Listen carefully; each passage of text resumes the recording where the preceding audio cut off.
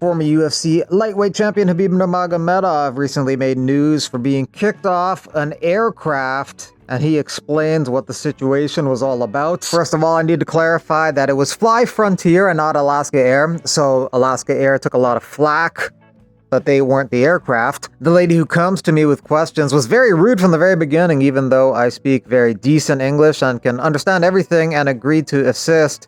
She still insists on removing me from my seat.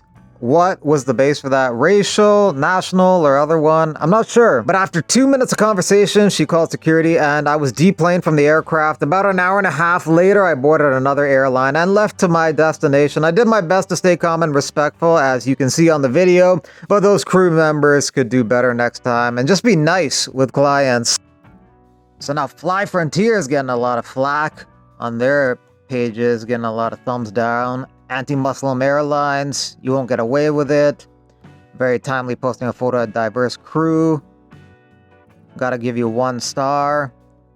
Respect to Khabib, the guy's a humble man. Crew should publicly apologize. You're on the boycott list. Boycott the organization. Khabib and still 30-0.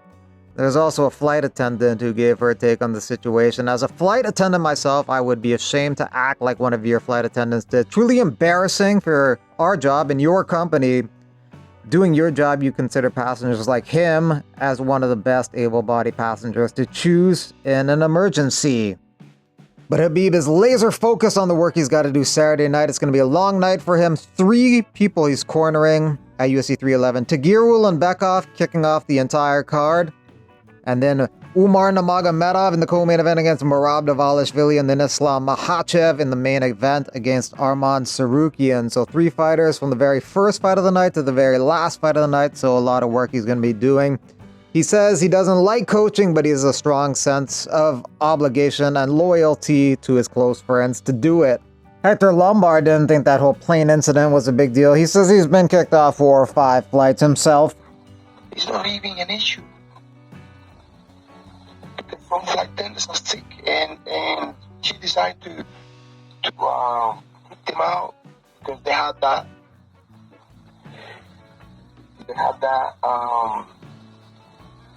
privilege. I would say it that way. They have that privilege to kick you out of the airplane. They've done it to me like 4 or 5 times. They just kick you out. Michael Chandler on the side of Khabib. Can you imagine an emergency happens on your plane and you prefer a perfect speaking human instead of one of the greatest athletes of all time because you're uncomfortable with his ability to speak English, which is very good, by the way. This is bizarre. He was the most physically capable human being on the plane, but I'm pretty sure the only qualification to sitting on the exit row is being able to say the word yes. Nice to see Robert Whittaker and Israel Adesanya training with each other. New year, new friends is what Israel Adesanya says. The two had a couple fights in the UFC. Adesanya ended up winning in both of them, but now they're training together. Robert Whittaker doesn't have a fight scheduled at the moment, but Israel Adesanya will be fighting February 1st against Nasruddin Imavov.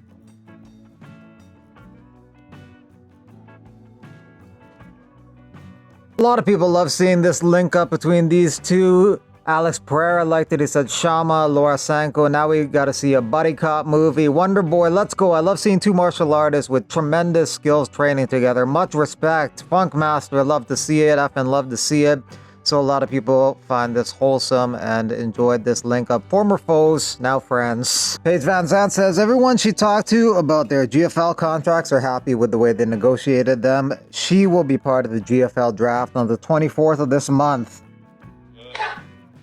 Also on the 24th of this month is One Championship show. Nico Carrillo will be taking on Nabil in that one. Here he is conditioning his body for that fight. Den of Thieves 2, which has Michael Bisping and Cyril Gahn in it, did $15.5 million over the weekend at the box office. The original movie did $15.2 million, so this beat that by a little bit and did a little bit better than expectations, and also some of the cinemas were impacted by wildfires. Chaos Williams thinks that him and Ponzinibbio would be a banger of a fight. It'd be a good stand-up fight. Ponzinibbio's fresh off a knockout victory over Carlston Harris. After his TKO victory of the weekend, Ponzinibbio is up there among the most knockouts by active UFC welterweights. Number 1 is Li Jingliang, tied with Vicente Luque with 8. Then Ponzinibbio with 6, Neil Magny with 6, and Stephen Wonderboy Thompson also with 6. Mackenzie Dern, after finishing via armbar over the weekend over Amanda Hubas, is up there amongst the most finishes in UFC strawweight history. Number 1, Jessica Andrade with 6, and then tied in second place is Namajunas, Dern, and Lemos with 5. No surprise, Andrade is number 1. She's just always going violently and aggressively going after that KO, and she gets it more than anybody in strawweight history. Latest rumor is Canelo Alvarez versus Terence Crawford in September in Las Vegas, Nevada. Sean Brady pushing for a fight with Kamaru Usman, UFC 314, April 19th in Miami, Florida. It's a possibility as long as Usman is healthy. It could be Brady and Usman. It could be Brady Buckley. It could be Buckley Usman. It could be Gary Brady. It could be Gary Usman. It's those 4 guys who need fights at the moment. Yusuf Zalal just a little over a month away from his fight with Calvin Kattar.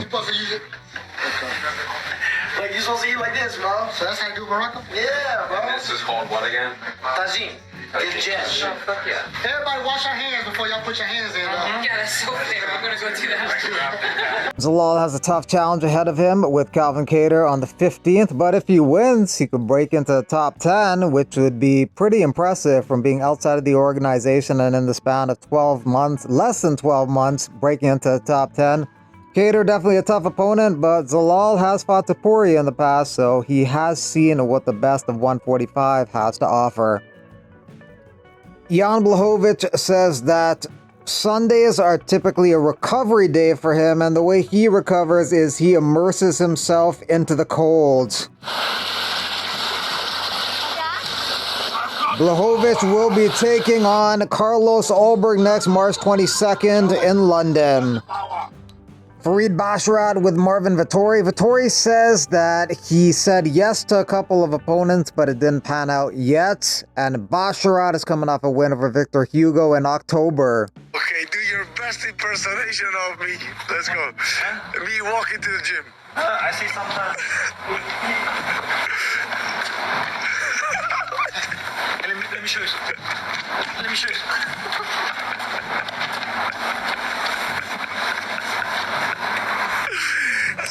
Not sure about the UFC fighters in Riyadh on February 1st, but the power slappers who are women will have a modified power slap fight kit, probably covering their arms and legs. Thanks to the 235,000 subscribers. Again, I'd like to have the viewership be reflective of the subscribership. So hit the notification bell to be notified of future videos. Like the video also to be notified of future videos. What's up, MMA Digest fans? Manny Moicano here, and I want you to check out my new line of supplements to get you in shape and ready for 2025. If you use the code MMA Digest, you're gonna get free shipping, my brother. And if more than 50 people buy the supplement with this code, we're gonna do a free giveaway of a official t-shirt or hat, my brother. Thank you so much. Big supplements is coming, my brother.